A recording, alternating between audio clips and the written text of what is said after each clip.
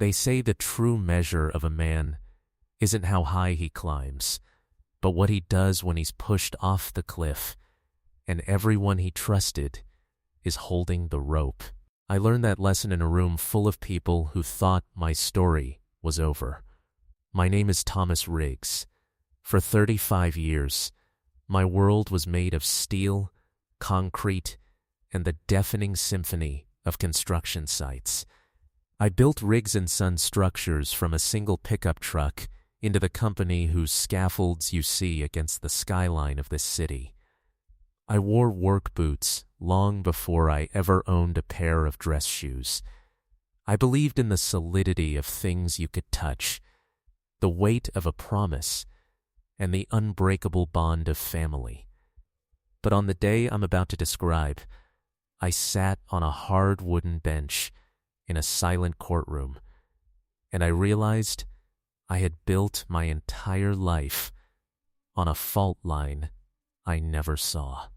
The air in that chamber was thick. It smelled of lemon-scented polish, old paper, and something sharper, the electric anticipation of a crowd waiting for a car crash. My suit, expensive and tailored, felt like a costume, a disguise for the man I really was, a foreman in exile. Every old injury I'd collected over the decades throbbed in unison, as if my own body was mourning what my mind was about to process. To my left, in the front row, was what remained of my family. My wife, Celia. She sat with a posture so perfect it looked painful, her elegant black dress not just for court, but for a funeral. My funeral. For 3 days, her eyes had passed over me as if I were a smudge on the window. Beside her were my children, Liam and Chloe. My boy, now a young man, was fidgeting with a sleek phone, the kind that costs more than a month's wages for one of my best crew members. My daughter, my little girl who used to fall asleep on my chest, had her face buried in her hands, a curtain of hair hiding her from me. They weren't there for support. They were listed as witnesses for the prosecution, and across the aisle, leaning back in a plush leather chair as if he owned the place, was the man I'd called my brother for 18 years. David Keller, my chief financial officer, the man I made godfather to my daughter. A ghost of a smile played on his lips, a smile meant only for me. It said, "Checkmate." How does a life come to this? It doesn't shatter all at once. It cracks. Slowly, silently, while you're busy looking at the blueprints for tomorrow. My father, Walter, was a bridge builder, a quiet, strong man with hands like slabs of granite. He taught me one core lesson. A structure is only as good as its foundation, son, and a man's foundation is his word, his work, and his willingness to stand against the wind. I carried that with me. When the money started coming in, real money, life-changing money, I was terrified of what it might do. I'd seen too many families turned into spoiled, entitled ghosts by wealth. I didn't want my kids to be fragile ornaments. I wanted them to be pillars. So, I made a choice. Our home wouldn't be a palace. Their allowances were modest.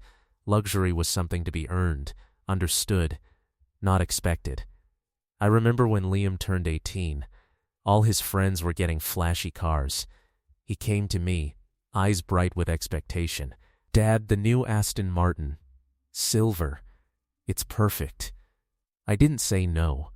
I took him downtown the next morning, 5 a.m., to the foundation dig for the new commercial tower. I handed him a hard hat, a vest, and a pair of thick gloves. "You want that car, Liam?" I said, the cold morning air turning our breath to fog. Then you learn what it costs. You start here, on the ground. You learn the price of $1 isn't a number on a screen. It's the blister on your palm, the ache in your shoulders at the end of a 12-hour shift. He was furious, humiliated. But he went. For 6 weeks he worked. He moved materials, he ran errands for the crew, he came home covered in dust and too tired to complain. I was so proud. I thought I was watching him become a man. What I didn't know, what I was too blind to see, was that every night, Celia was waiting for him. She'd hug him, tell him how unfair I was, and slip him envelopes of cash. "Don't let your friends see you struggling, sweetheart," she'd whisper. "This is just between us." It was the same with Chloe. She dreamed of a summer touring European galleries. I got her an internship in our corporate accounting office, a boring, essential job, dealing with invoices and spreadsheets for a standard wage. I thought I was teaching her the backbone of the business. Celia told her I was being cruel, stifling her creativity, that I valued paperwork over her passion. While I was out building skyscrapers, my wife was at home, brick by brick, building a wall between me and my children. She took my discipline and repainted it as control. My principles became my pathology. "Your father loves his buildings more than he loves us," she'd say over dinner when I was working late. "He's hoarding his money, while we live like we're middle class. It's a game to him, a power trip." I'd come home exhausted to cold stares and monosyllabic answers. I blamed it on teenage angst, on the natural distance that grows as kids get older. I was a fool. For me, the money was never the point. The point was the creation.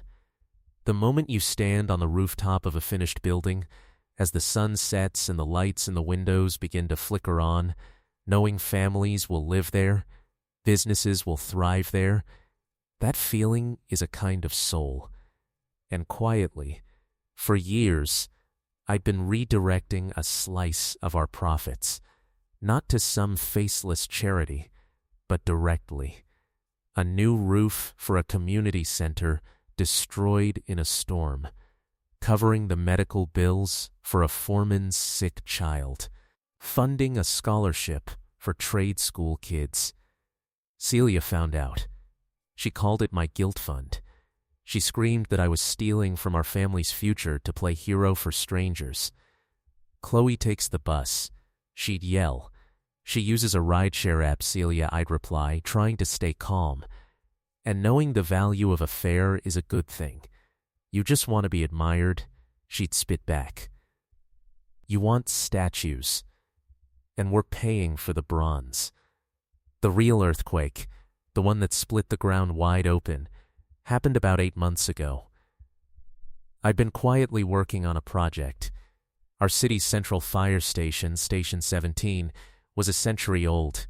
It was cramped, crumbling, its equipment outdated. These were the men and women who ran into burning buildings while everyone else ran out.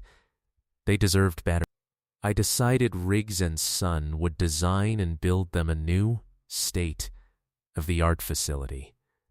At cost, it would swallow almost a full year's profit and a significant part of my personal savings. But it was real. It was a legacy.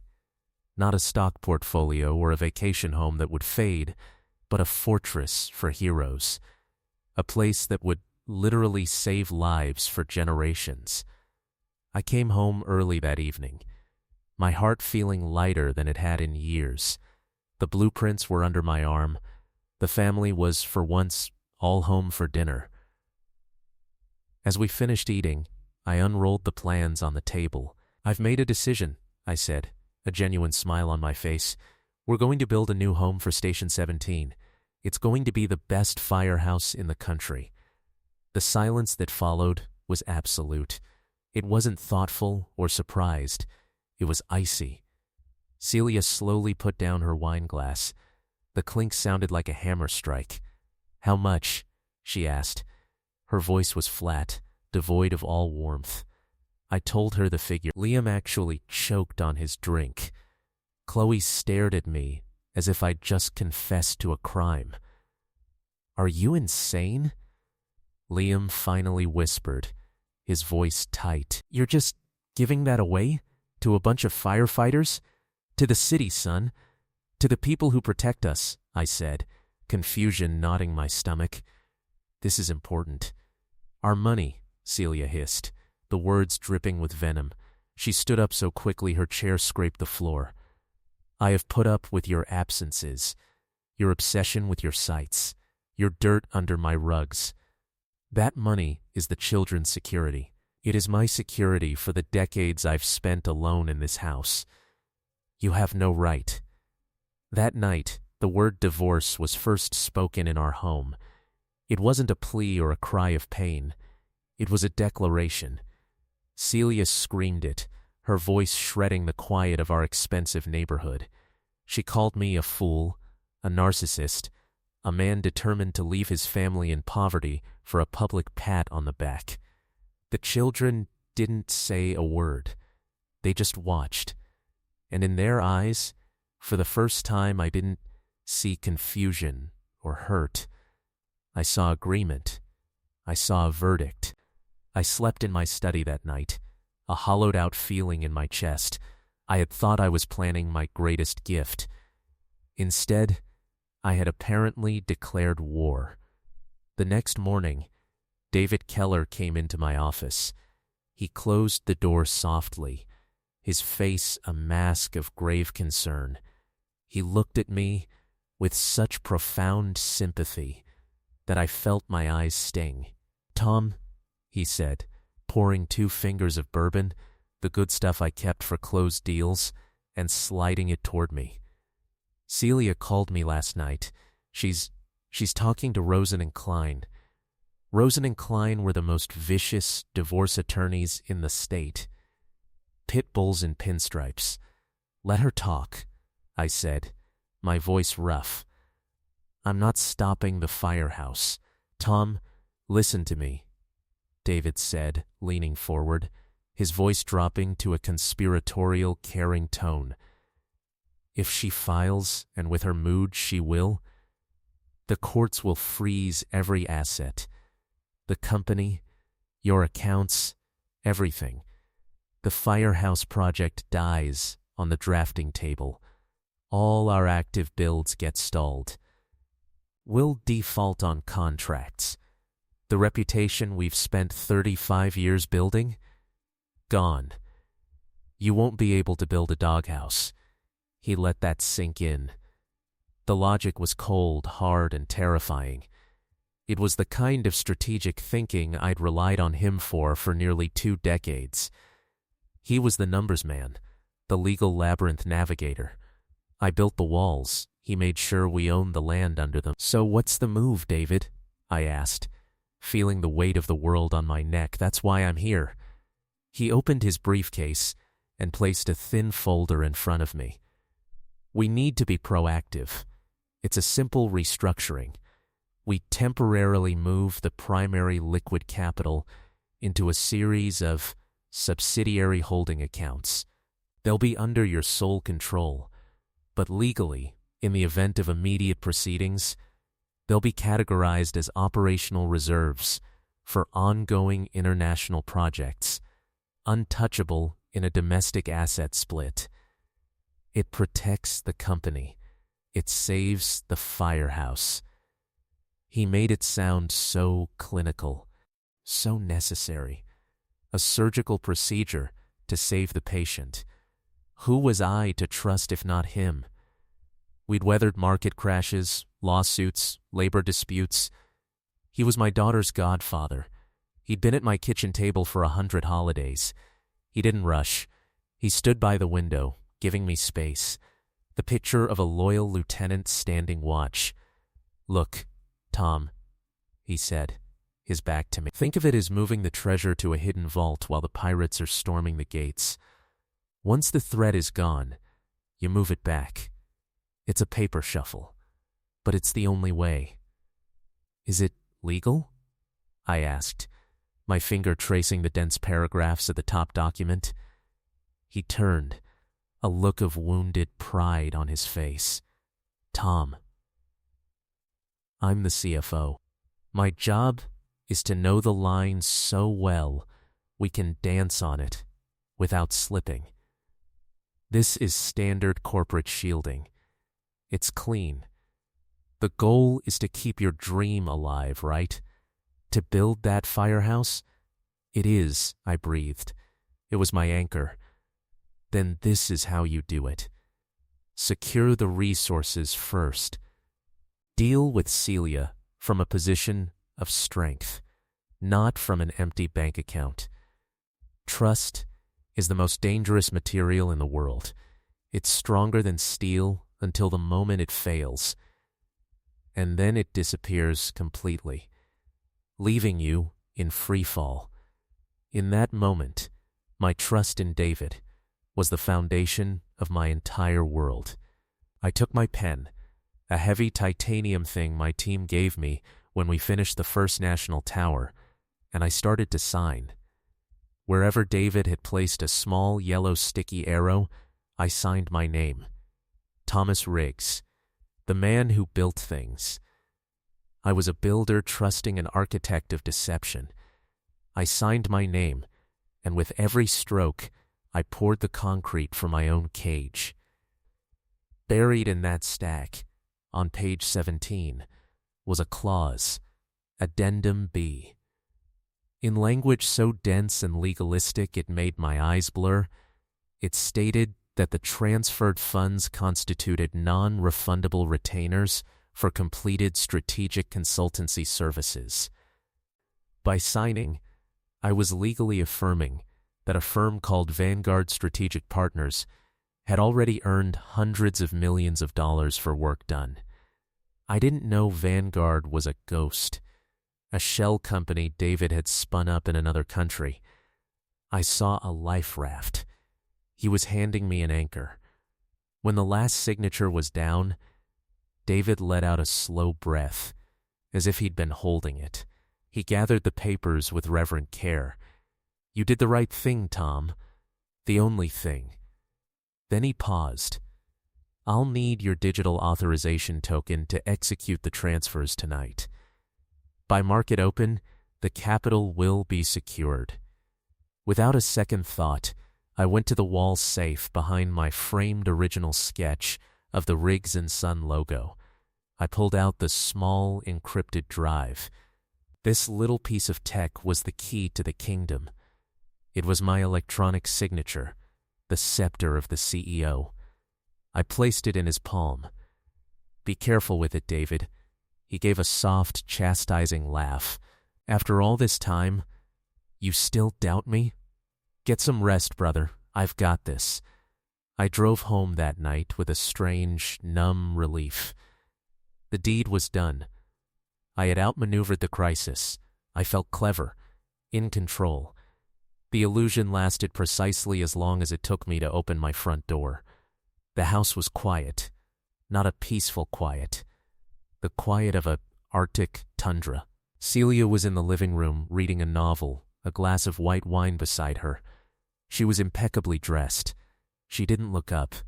"Celia," I said, standing in the doorway, "we need to talk." She slowly turned a page, sipped her wine. Then, her eyes still on her book, she said in a voice polished smooth by cold hatred, "We'll talk through our attorneys, Thomas. You'll be served tomorrow. Until then, do us both a favor and stay out of my sight. In my house." "It's our house," I snapped, anger flaring. She finally looked up, and she smiled. A small, terrifying smile. Not for long. I turned and went upstairs, seeking refuge, some fragment of my family, in my children. Liam's door was ajar. He was at his computer, the glow of a violent video game lighting his face. The room was a mess of discarded clothes and empty cans. "Liam, the foreman at the Harrison site said you didn't show up today." He flinched, pulled off his headphones but didn't turn. "Yeah, I quit." "What? Since when?" "Since Mom said I didn't have to play your little character building games anymore." He finally spun around. His expression was a mix of defiance and a weird, giddy excitement. She said, "Everything's about to change. We're finally getting what's owed to us." The blood drained from my face. "And how do you plan to live on what's owed to you?" "Not your problem," he said, and the contempt in his voice was a physical blow. He put his headphones back on, blasting me out of his existence. I stood in the hallway, staring at the wood grain of his door. Celia wasn't just turning them against me. She was performing a kind of spiritual corruption. She was promising them a world without effort, and in doing so, she was methodically breaking the spine I tried so hard to help them grow. That night, in the spare bedroom, I couldn't sleep. A low, nagging dread had taken root in my gut, that feeling you get when you've left the stove on. I replayed David's words. They were perfect, flawless, but I kept seeing the quick, efficient way he'd snapped his briefcase closed. "You're just tired," I told myself. "You're paranoid. David is the only one in your corner. Don't doubt the last soldier standing." If I had listened to that gut-deep alarm, if I had driven back to the office that night. But I didn't. Exhaustion, emotional, physical, spiritual, won. I fell into a black, dreamless sleep. While I slept, in my own office, David Keller was wide awake. And he wasn't saving my company. He was methodically, surgically, taking it apart. The axe had fallen, and I didn't even hear the swing. I had handed the blade to my most trusted friend, believing it was a shield. The week that followed my signing those papers was a strange, muffled dream. The office felt different, quieter. David told me he was taking a few personal days to interface with the offshore trustees and ensure the financial firewall was solid. I didn't question it. I threw myself into the physical work, visiting sites, climbing scaffolds, feeling the grit of real sand under my boots. The simplicity of it was a relief. Concrete sets on a schedule. Steel doesn't lie. My home life had become a frozen wasteland. Celia and the kids moved through the house like ghosts who could see me, but chose not to. They spoke in hushed tones in the kitchen that stopped the second I entered. I thought it was the cold fury of a family waiting for a legal victory. I had no idea they were choreographing a funeral. That Friday, I decided the stalemate had to end. I was a problem solver. I fixed things. I would fix this. I left work early, stopped at the florist Celia had loved since our engagement, and bought an extravagant bouquet of stargazer lilies. Their perfume, once the scent of our happiest memories, now felt cloying and desperate in the car. In my pocket was a small velvet box holding a pair of emerald earrings, the same shade as her eyes on the day we met. My offering.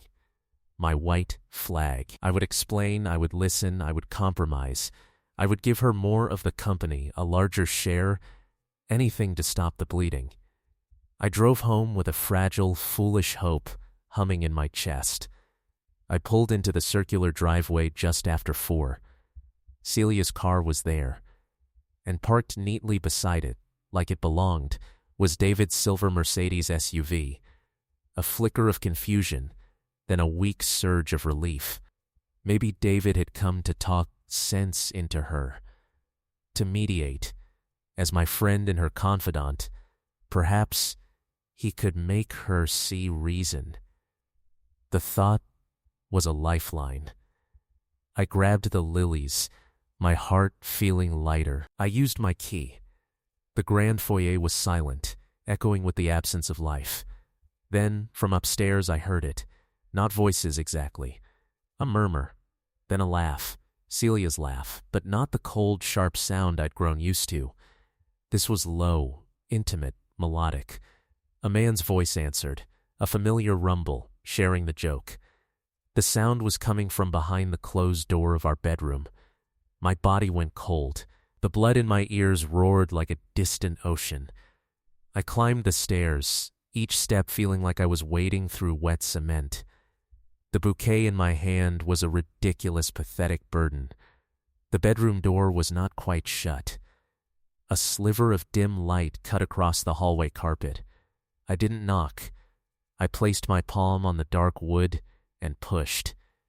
Time didn't slow down. It crystallized. The scene imprinted itself on my mind with the brutal clarity of a crime scene photograph. They were in our bed. My wife, my best friend. David's head turned toward the door. There was no shock, no scramble for cover. There was nothing in his eyes at all. Just a flat, empty calm, like a pond iced over. "Well," he said, his voice utterly even. "Timing was never your strong suit, Tom." The lilies fell from my hand. They hit the floor with a soft, tragic rustle, the stems splaying, the blooms staring up at the ceiling. In that absurd moment, I remembered a detail. David was allergic to lilies. I'd specifically asked the florist for a low-pollen variety. What a profound cosmic joke. I was worrying about the sinus comfort of the man who was gutting my life. Celia didn't scream. She didn't reach for the sheet. She simply sat up, the silk of her negligee whispering, and calmly adjusted a strap on her shoulder. The gesture was so laden with casual contempt, it felt like a slap. "Close the door, Thomas," she said, her voice bored. "You're letting in a draft," as if I were a clumsy servant who had interrupted her nap. David, my brother, sat up and began to look for his socks on the floor. His nonchalance was a weapon more paralyzing than any rage. I was a man of action. I'd broken up bar fights on my sights, faced down angry unions, held a wobbly I-beam in place with my own hands once to save a crew. But this calculated, soul-deep betrayal left me hollow. My fists, my strength were useless here.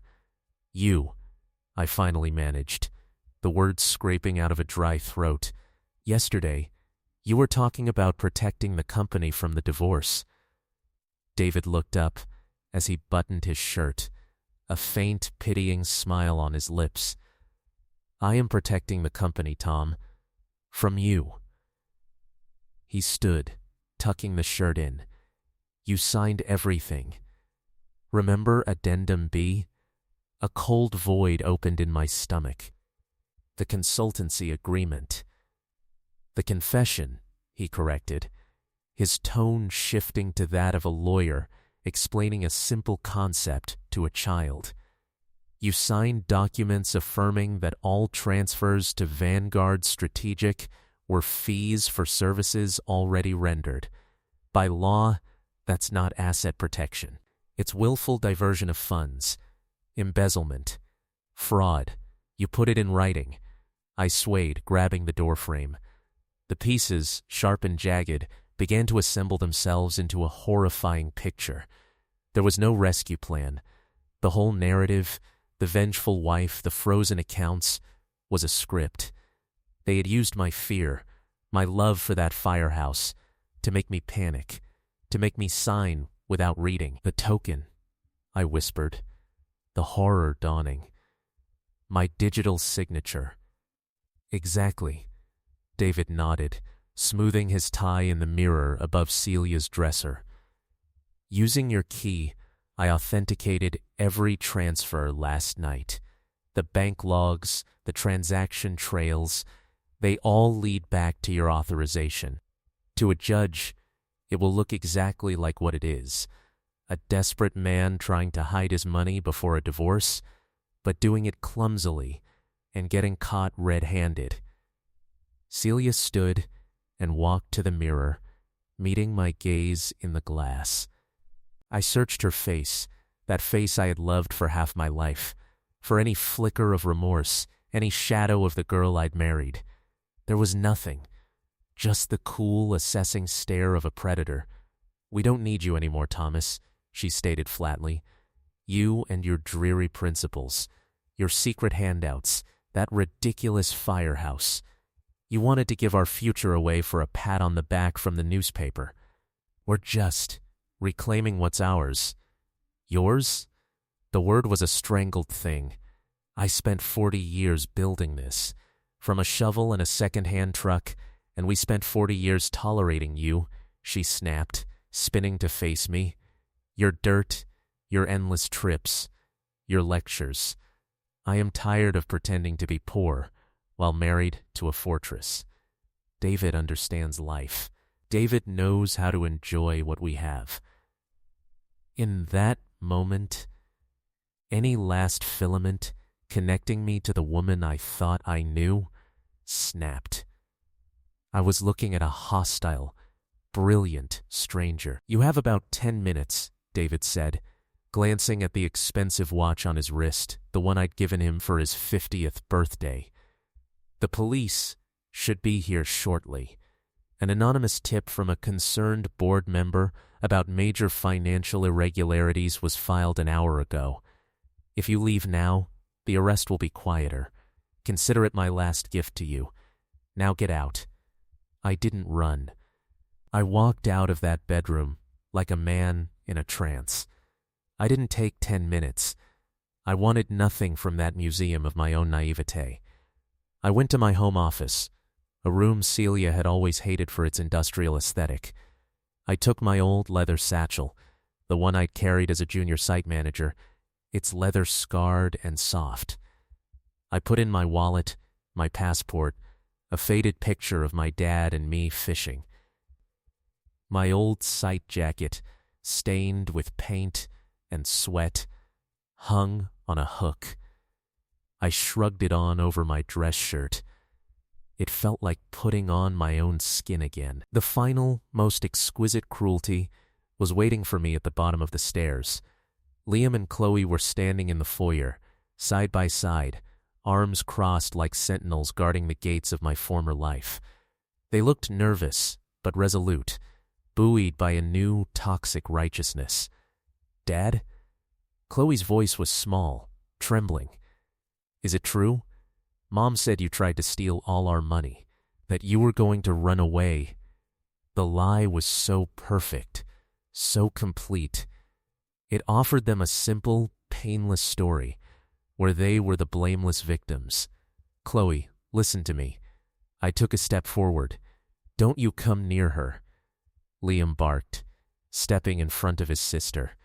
He was taller than me now, the boy I'd taught to swing a hammer. "You're a thief and a liar. All that talk about honor and hard work, and you were just skimming off the top. David showed us the bank statements. He showed us everything. David showed you," I repeated, a bitter laugh escaping me. It sounded like a crack. "Did David show you what he was doing in your mother's bedroom 10 minutes ago?" Liam flinched as if struck. "Shut up. Don't you dare talk about Mom. She's a saint for putting up with you. David is protecting us. He promised we wouldn't end up on the street because of your scams." He spat the last word. "Just go. Get out." That was the second knife. Not that they believed the lie, but that they wanted to believe it. It absolved them of guilt. It transformed their greed into justice. It painted me as the monster, freeing them to take everything with clean consciences. They were choosing the beautiful, easy lie over the complicated, painful truth. I looked at my children, my flesh and blood, and saw eager converts to a new, heartless religion. "All right," I said, my voice hollow, echoing in the vast, expensive space. "I'll go. But remember this. Money gained through betrayal isn't currency. It's a slow poison. And when you finally taste it, don't say I didn't warn you. Just leave, you pathetic old man." Liam shouted, turning his back on me. I walked out the front door into a cold, sheeting rain. It soaked through my jacket in seconds, washing away the last trapped warmth of that house. I got into my old Ford F-150, the one I used for hunting trips, the only vehicle not tied to the company. My hands shook so violently it took me 3 tries to get the key into the ignition. As the engine rumbled to life, a movement caught my eye. In the upstairs window, Celia's silhouette stood, watching, a pale statue in a frame of light. I didn't honk. I didn't look back. I just drove. I drove for hours, directionless. The city lights bled into streaks of color through the rain on my windshield. The world outside was a fuzzy, indifferent painting. I was untethered. My accounts were frozen. My name was being dragged through the digital mud on every news site. My family had cast me out. I was 52 years old with a bag of old memories and half a tank of gas. A hotel? My cards were dead. Friends? They were friends of Thomas Riggs, the construction magnate. Who was I now? A headline, a scandal, a cuckold. I pulled over on a deserted industrial service road, the tires crunching on gravel. I put my head on the steering wheel, the cold plastic against my forehead. And then, for the first time since my mother died when I was 15, I cried. Not delicate tears, but great, heaving sobs that tore from a place so deep I didn't know I possessed it. It was a raw, animal sound of pure loss. I screamed until my throat was raw, pounding the steering wheel until the horn blared and my knuckles split. I cried for the family I thought I had, for the friend I'd loved, for the life's work now branded a crime. When there were no more tears, only a vast, ringing emptiness remained. One thought surfaced through the static. A place, the only place left. The old timber-framed house 20 miles outside the county line, where I grew up, where my father, Walter, still lived. I hadn't seen him in months, too busy building an empire to visit the man who taught me what foundation meant. We forget our parents when we're flying high and run to them the moment we start to fall. I turned the truck around and headed for the scent of pine sap and wood smoke. It was past midnight when I navigated the familiar, rutted dirt road. The house was dark, a hunched shadow against the starless sky. I killed the engine and sat in the silence, listening to the rain drum on the roof.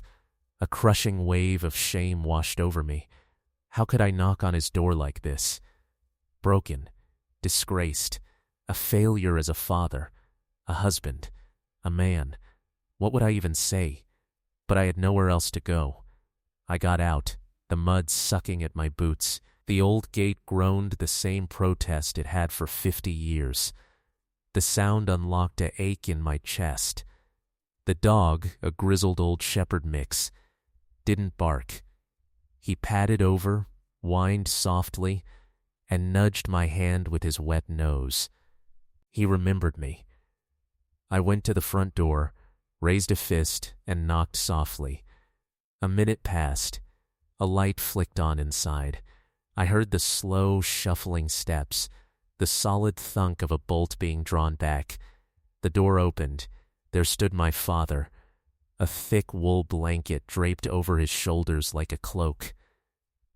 He had aged.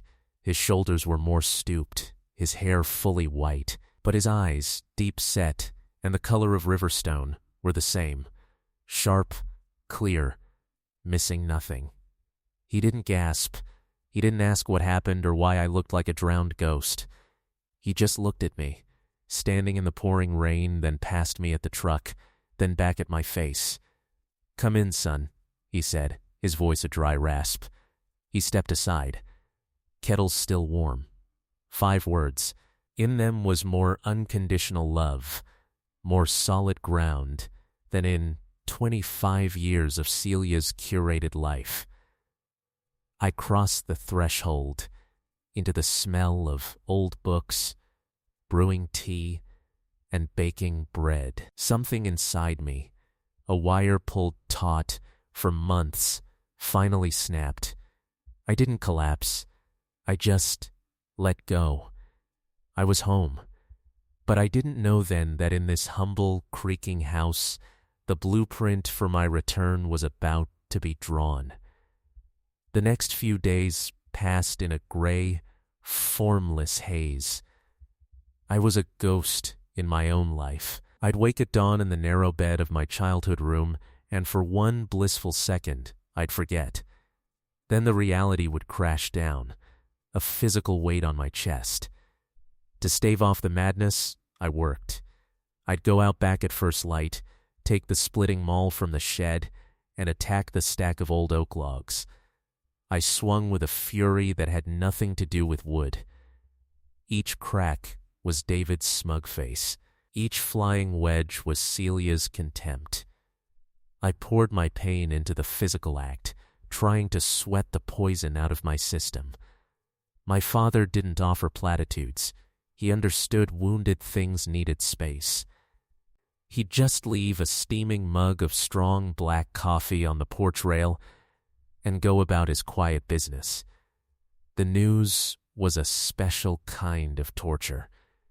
In the evenings, my father would turn on his small, ancient television, and there I was, my own face, a professional headshot from the company website, next to words like embezzlement and betrayal. A slick-haired reporter stood outside the Riggs & Son headquarters, speaking in tones of grave disappointment about the fallen titan who stole from his own company's future. Then they cut to footage of Liam and Chloe, looking somber and shell-shocked, being ushered into the district attorney's office by a team of lawyers. A microphone was thrust at Chloe. "We're heartbroken," she said, her eyes downcast. "We had no idea our father was capable of this. We fully support the investigation." It was a performance, and she delivered her lines perfectly. Watching it was like having my nerves scraped with a rusty file. I wanted to scream at the screen, to smash it, to force the truth down the throat of the world. But what was the word of a broken man against a mountain of forged documents and a sympathetic narrative? One night, the wind howling around the eaves like a chorus of lost spirits, I broke. "Dad," I said, staring into the fire. "Maybe they're right. Maybe I did waste it all. I built buildings that will stand for a century, but I couldn't build a family that would last a decade under pressure. I tried to make them strong, and I made them hate me. The whole world thinks I'm a thief. Maybe I should have just given them what they wanted. The cars, the money, the easy life. Maybe they would have loved me then." I want to ask you something I still wrestle with. When your own blood turns against you, is holding to your principles a form of pride? Should a father surrender his truth just to keep the shell of a family together? My father put down his whittling knife. He took off his reading glasses and gave me a long, slow look that saw straight through the despair to the boy underneath. "Tom," he said, his voice steady as bedrock, "out in the woods, you'll see two kinds of trees. One is tall, pretty, full of leaves, looks mighty. But you tap the trunk, and it's hollow. A strong wind comes, and it snaps clean through. The other is smaller, twisted, ugly, but its roots have dug down and wrapped around granite. Storms come, and that tree bends. It might lose branches, but when the sun comes out, it's still standing. You spent your life building to code, son. You built your honor.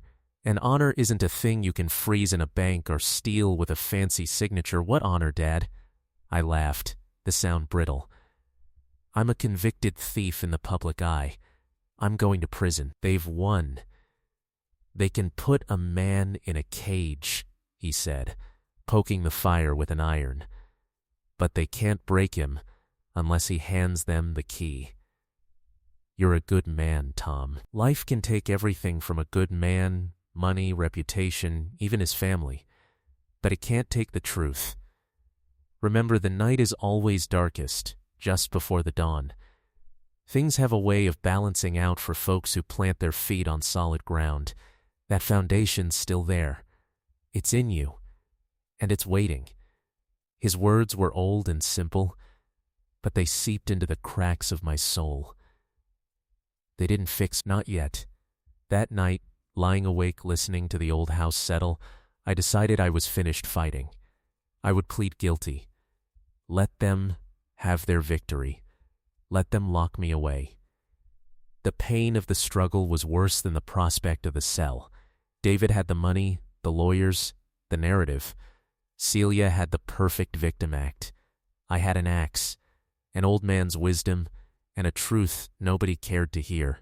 On the morning of the third day, as I sat on the porch steps watching a spider rebuild its web after the rain, my phone buzzed. I bought a cheap burner at a gas station, so the number was unknown. I almost ignored it, assuming another reporter had sniffed me out, but a faint, stubborn instinct made me answer. Hello? My voice was rough from disuse. Mr. Riggs? Thomas Riggs? It was a woman's voice. Young, anxious, but with an undercurrent of fierce determination. Who is this? My name is Anya Petr. My daughter Mila. You paid for her transplant, the one the insurance wouldn't cover, 2 years ago. Do you remember? I searched the ruins of my memory. A little girl with bright eyes and no hair. A mother with a face etched by sleepless worry. A hospital administrator saying it was impossible. My CFO, David, advising against the non-deductible personal expenditure. I'd written the check anyway. I remember, Anya. I said wearily. But I can't help anyone now. I'm sorry. No. You don't understand, she rushed on. I'm not calling for help. I'm calling to tell you we don't believe it. None of us do. The families at the children's hospital, the nurses, we saw the news. It's a lie. You saved my little girl when every door was slammed in our face. You are not a thief. Her words were a balm and a torment. Thank you, Anya. That means something. But the court doesn't operate on belief. They operate on evidence. And they have all of it. There was a pause filled with the static of the cheap line. Then her voice dropped to a near whisper. Mr. Riggs, maybe they don't have all of it. Listen, I have a cousin, Elena. She worked for Mr. Keller. She was his personal assistant for years. I sat up straight, the wooden step digging into my back. Elena? Quiet Elena? Yes, he fired her last week. Threw her out like garbage. No severance. Nothing. He said she was redundant and that he needed to streamline before the trial. She was terrified. She came to my apartment yesterday. She was shaking. Mr. Riggs. She saw things. How he did it? My heart began to hammer against my ribs, a drumbeat of sudden, terrifying hope. Saw what, Anya? How he did what? The documents. The backdating. And she took something. She called it her insurance policy. A copy of a server, a hard drive. I don't know the tech words. She wanted to destroy it. She was so scared. But I made her wait. The gray world around me exploded into color. The green of the pines became emerald. The gray sky turned a promising silver. This wasn't a feeling. It was a seismic shift. Where is she? My voice was no longer broken. It was the voice I used to give orders on a noisy site. It was command. I can't say on the phone, Anya whispered, fear returning. Meet me. Tonight. 9 o'clock. At the lot next to the old freight yard, where you were going to build the community garden before. Everything. Please, be careful. I hung up and looked at my father. He was in the doorway, holding 2 mugs. He'd heard my side of the conversation. I didn't need to explain. I saw the grim approval in his eyes, the same look he'd give me before I tackled a difficult task as a boy. "Go," he said simply, handing me a mug. "Thanks, Pop. Don't thank me. And remember what I said about foundations. Yours is still there. Now go build something on it." I took his old Chevrolet. The paint faded to a vague blue, and pointed its nose toward the city. The fear, the despair, the crushing weight, it was gone.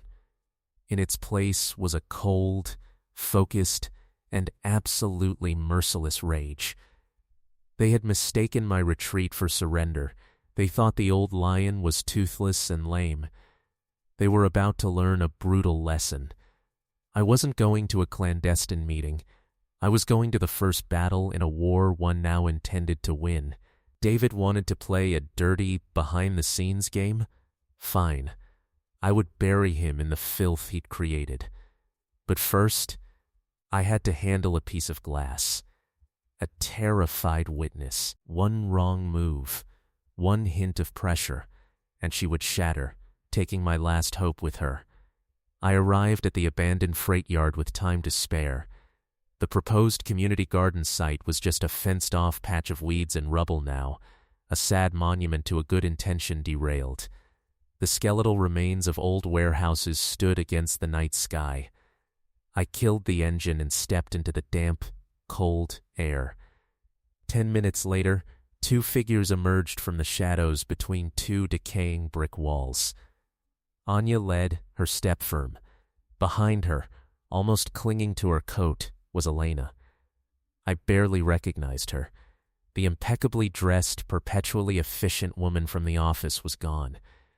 This Elena was swallowed by an oversized parka, her face pale and drawn, her eyes darting everywhere like a hunted animal's. "Mr. Riggs," Anya said, and to my surprise, she reached out and squeezed my arm. A human touch. It almost undid me. "Thank you, Anya. More than you know." I turned to Elena. "Elena, it's okay. You're safe here." She shook her head violently, a sob catching in her throat. "You don't understand. He's not just a businessman. He's a snake. He told me, he said if I ever spoke a word, he'd make sure I disappeared. He has people. He knows cops. Why did I come? This is a mistake." She turned to flee. Anya grabbed her arm, hard. "Elena, stop. Look at him," she commanded, pointing at me. "Really look. Is this the face of a monster, or is it the face of the man he destroyed? You want to live the rest of your life looking over your shoulder for him?" I knew brute force or monetary offers would fail. I had to be a fellow casualty. I took a step closer, showing my empty, calloused hands. "Elena," I said, my voice low, "look at me. I have nothing. My wife and my brother betrayed me. My children think I'm a criminal. I'm sleeping in my father's spare room. David Keller didn't just take my company. He took my name, my past, my future. He used me, and then he threw me away, just like he threw you away the second you were an inconvenience. To him, we're both just supplies, expendable." Her frantic eyes locked onto mine. She wasn't seeing Thomas Riggs, CEO.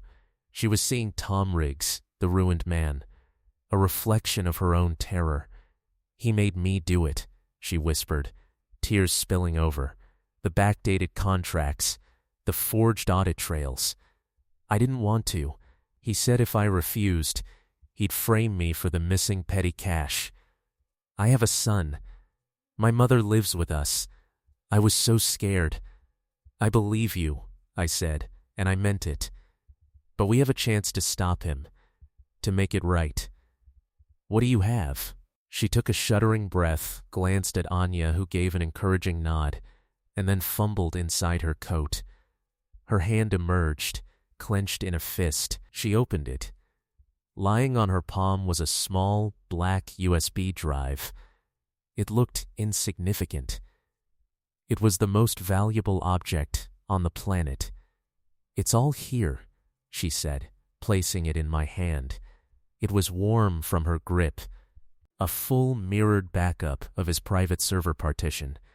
From the day he fired me, he thinks he wiped it clean, but I had a habit, a safety copy every Friday. Just in case. "What's on it?" I asked, my fingers closing around the plastic casing. "Everything. The double ledgers, the fake invoices to Vanguard, the email chains with the offshore bank setting up the accounts." She paused, and a new, harder light came into her eyes. "And the audio?" I froze. "Audio?" He recorded everything. "Every meeting in his office. For accuracy," he said. There are recordings with her. With Celia." My breath hitched. "What do they say?" "There's one from about 10 days ago," Elena said, her voice gaining strength from her own anger. "They're drinking your scotch. They're talking about the split after the trial. She agrees to sign papers moving the reclaimed assets to a trust in the Caymans." And then Elena looked at me with sudden pity. Then she says she doesn't care about the kids. She calls Liam a spoiled brat who'll gamble it all away in Monte Carlo. She says Chloe is shallow and will marry some gold digger who will take it. She says they'll leave them the house and the car, more than they deserve, and let them deal with the company's leftover debt. She says it will build their character, since their father was so obsessed with that concept. The world narrowed to a tunnel. Even knowing her betrayal, some deep, stupid part of me had clung to the idea that she loved our children in her own twisted way, that this was about money and revenge against me. But this was a level of venomous calculation that was subhuman. My children, my foolish, betrayed children, were sitting in that mansion right now, dreaming of their payday, utterly unaware that their mother had already signed them up for financial ruin and written them off as idiots. "Thank you, Elena," I said, my voice thick. "You didn't just save me. You might have just saved them." "A flash drive isn't enough," she said, the practical assistant reasserting herself. "His lawyers will say it's fabricated, hacked. I need you to testify, Elena, tomorrow." At the final hearing, the terror flooded back into her face, but it was met now by a dawning resolve. I will, but not alone." Before I could ask, she pulled out her phone, her hands steadier now, and dialed. "Detective Miller? It's Elena." "Yes, he's here. You can come over," I stared at her, impressed. "Who is that?" "Financial Crimes Division," she said, a ghost of her old professional pride in her tone. "I went to him 2 days ago, after I talked to Anya. He's been building a file on David for a while, suspected tax fraud, shady deals, but he never had a direct link or a willing witness. Now he does." He was waiting down the block. A minute later, an unmarked sedan, gray and nondescript, pulled up. A man in his late 40s got out, fit, with a no-nonsense gaze. He introduced himself with a quick handshake. "Mr. Riggs, we're short on time. Tomorrow's your final hearing. It is perfect. We won't move tonight. Let them get comfortable. Let them think they've won. We'll take them in the courtroom, in front of everyone. It sends a message, and their lawyers won't have time to spin it." He took the drive from me and sealed it in an evidence bag. "What about Elena?" I asked. "She comes with me now. Protected witness protocol. Safe house tonight. Tomorrow morning, we walk into that courtroom together. Your job, Mr. Riggs, is to play your part. Let them talk. Let them think they've broken you. Then, when the moment is right, You ask for your witness. We'll handle the rest. We parted in the gloom. Anya hugged me again, a fierce, brief embrace. Detective Miller led Elena to his car. I stood alone by my father's Chevy, the USB drive's absence in my hand somehow making it feel heavier. The cold rain felt clean now, purifying.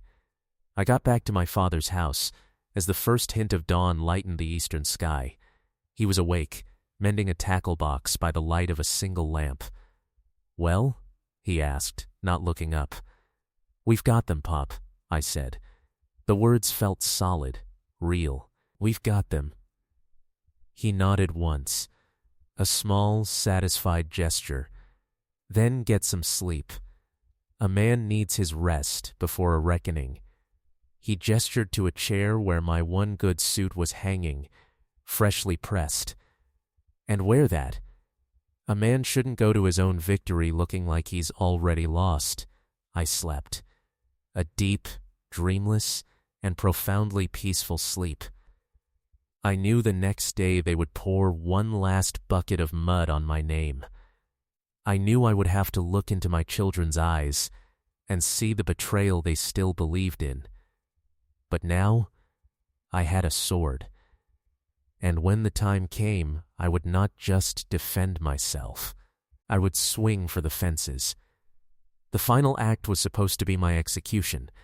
The courtroom air was thicker than wet concrete, heavy with the breath of spectators and the static of cameras. I sat straight on the defendant's bench, my freshly pressed suit feeling less like armor and more like a uniform for the final ritual. A strange, icy calm had settled in my core. It wasn't hope. It was the absolute certainty of a man who has already set the charges and is waiting for the timer to hit 0. My public defender, a kind but overwhelmed man named Ben, leaned over. "Tom, the judge is in a sentencing mood. It's over. If you plead for leniency, maybe—" I just gave a slight shake of my head. My eyes were fixed on the prosecution's table. David sat there, radiating a serene confidence. He chatted with the lead prosecutor, sharing a quiet joke. He had dressed for a coronation. Celia, in the front row, looked like a queen awaiting her crown, her posture regal and untouchable. Liam and Chloe sat beside her, their faces pale but set, believers in their new gospel. The judge, a weary man with a permanent furrow between his brows, called the court to order. "This is the final hearing in the matter of the state versus Thomas Riggs. The prosecution may call its final witnesses." The prosecutor stood, a shark in a cheap suit. "Your Honor, we call Liam Riggs to the stand." My son stood. He wouldn't look at me as he walked, his eyes fixed on some point on the far wall. He took the oath, his voice a whisper. The prosecutor led him gently, painting a picture of a cold, distant father obsessed with control and money. "My father, he didn't see us as family," Liam said, his words clearly rehearsed but delivered with a shaky conviction. "We were just another project. When we found out he was moving all the money, hiding it, we knew he'd chosen his legacy over us. We were scared. We had to stop him. Every sentence was a nail in a coffin he thought was mine." I listened and felt a profound aching sadness, not for me but for him, for the man he could have been, and for the pawn he had become. Chloe was next. She was a better actress. She produced real tears, dabbing them with a tissue. He changed. She wept. He became paranoid, angry. He said he'd leave us with nothing. We saw the documents. We had no choice but to believe the truth. She looked at the jury, her big eyes pleading. "Please, protect us from him." The jury ate it up. Sympathetic nods. A woman in the second row glared at me with undisguised contempt. Finally, the prosecutor called David Keller. David stood, smoothed his suit jacket, and took the stand with the ease of a man walking onto his own private stage. He was magnificent. He spoke with sorrowful authority, weaving half-truths into a perfect tapestry of betrayal. Thomas Riggs was a visionary builder, he began, his voice resonant with fake regret. But vision can curdle into obsession. I tried to be his friend. I tried to be his conscience. But when he conceived of this grand philanthropic gesture, the firehouse, it tipped him over the edge. The financial demands were unsustainable. He began to see company funds as his own. I uncovered the discrepancies, and when I confronted him, he threatened me. He threatened his own family. It breaks my heart to be here today, but the law is blind, Your Honor, even to former friends. He finished, let a moment of respectful silence hang, and then his eyes found mine. The smirk was there, just for me, a tiny triumphant flicker. It's done. The judge sighed, a man eager to end a distasteful chore. Does the defense have any closing motions or witnesses before we proceed to sentencing? Ben stood, shuffling his notes. Your Honor, we would just ask the court to consider Mr. Riggs's lifetime of community contribution. This was it. The timer hit 0. I placed a hand on Ben's arm, gently pushing him back down. With the court's permission, I said, my voice cutting through the low murmur like a cleaver. It was strong. It was clear. It was the voice from the construction site. The defense calls one final witness, a witness not previously listed. A ripple of confusion went through the room. David's smirk vanished, replaced by a flicker of uncertainty. Celia's head snapped toward me. Your Honor, this is highly irregular. The prosecutor blustered, half rising. The witness list is closed. The testimony of this witness only became available to the defense late last night, I stated, locking eyes with the judge. It pertains directly to the falsification of evidence and a conspiracy to commit fraud at the heart of this case. It changes everything. The judge peered at me over his glasses. His judicial instincts peaked. He looked at my calm defiance, then at David, who had gone very still, and at Celia, whose mask had slipped into stark alarm. The judge nodded to the bailiff. Bring in the witness. The heavy oak doors at the back of the courtroom swung open. Elena Petrov walked in. She was no longer the trembling wreck in a parka. She wore a simple, serious suit. Her face was pale but composed, her head held high, and walking beside her, in the full, imposing uniform of the Financial Crimes Division, was Detective Miller, a thick case file in his hand. The transformation in David was instantaneous and terrifying. The color drained from his face, leaving it a sickly gray. His confidence didn't just crack, it vaporized. He shot to his feet, his chair screeching back. No, this is a fraud. A setup. Your Honor, this woman is a disgruntled former employee I fired for incompetence. She's seeking revenge. He took a wild step into the aisle, as if to physically block her path. But at a sharp nod from Detective Miller, 2 burly bailiffs moved to intercept him, forcing him back into his seat. Sit down, Mr. Keller, the judge roared, hammering his gavel, or I will have you removed. Proceed. Elena reached the witness stand. She took the oath, her voice steady. My name is Elena Petrov. I was the personal assistant and confidential secretary to David Keller for 9 years. And what is the nature of your testimony, Miss Petrov? The judge asked, leaning forward. Instead of answering directly, Detective Miller strode to the judge's bench. Your Honor, with the court's permission, we submit into evidence State's Exhibit 47, a digital forensic copy of Mr. Keller's private company server. The metadata confirms the files were created and altered on his machine. Furthermore, we submit Exhibit 48. A series of audio recordings recovered from the same source. Audio? The prosecutor whispered, his face ashen. Permission granted, the judge said. The room now utterly silent. Detective Miller plugged a drive into the court system. A moment later, the sound of clinking ice in a glass filled the silent room. Then, voices. Familiar, intimate, horrifying. David's voice?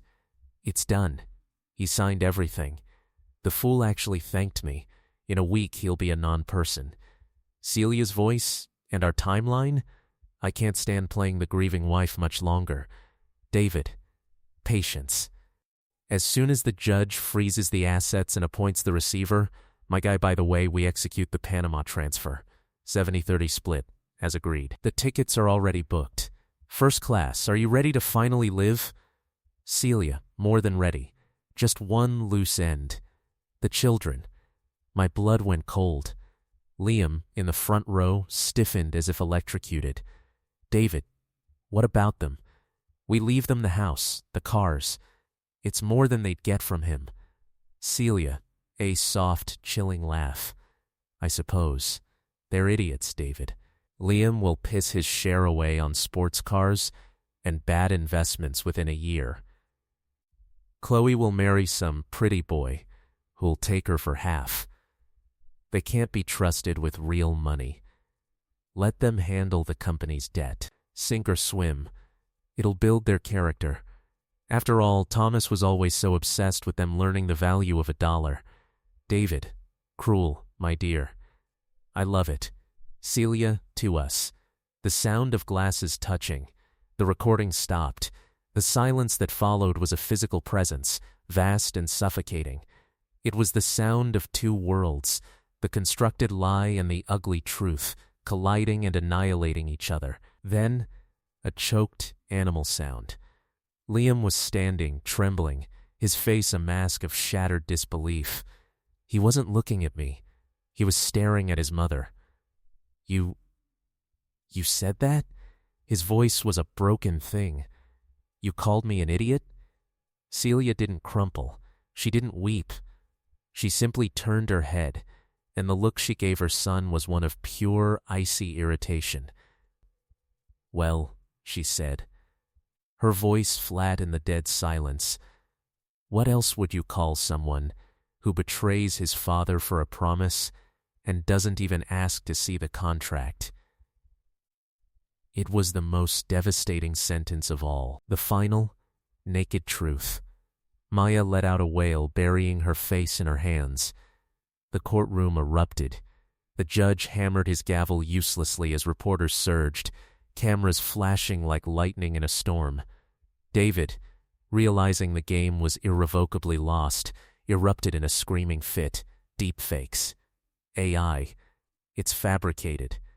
But Detective Miller was already moving, flanked by officers. The sharp, metallic click of handcuffs cutting through the chaos was the period at the end of their sentence. David Keller, you are under arrest for grand larceny, fraud, conspiracy, and falsifying business records.